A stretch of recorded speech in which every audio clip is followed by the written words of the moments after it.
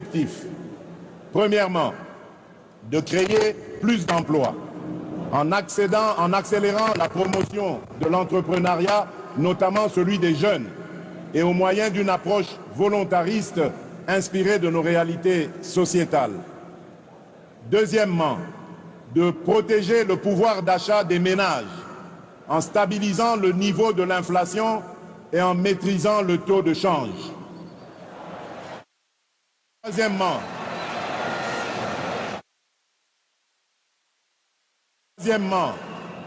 d'assurer avec beaucoup plus d'efficacité la sécurité de nos populations, de notre territoire, de nos biens ainsi que la préservation de nos intérêts. Au moyen d'une restructuration profonde de notre appareil de sécurité et de défense et par la poursuite du renforcement de notre diplomatie.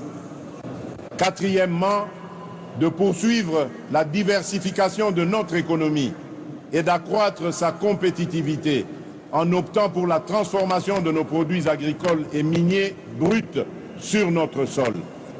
Cinquièmement, de garantir plus d'accès aux services de base en veillant à l'extension des programmes tels que ceux de la couverture santé universelle, de la gratuité de l'enseignement et du PDL 145 territoires.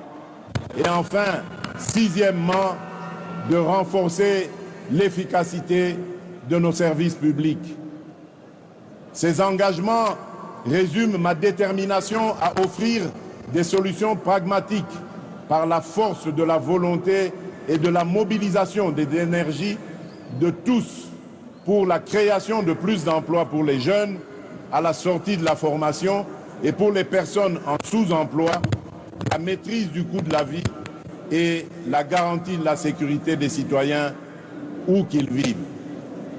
À ces engagements s'ajoute l'épineuse question du désenclavement de nos territoires, dont la solution en termes de financement vient d'être rendue possible, notamment grâce à l'affectation prochaine de fonds issus de l'enveloppe obtenue dans le cadre de la renégociation du projet SICOMINE et qui devrait atteindre un montant global de 7 milliards de dollars américains.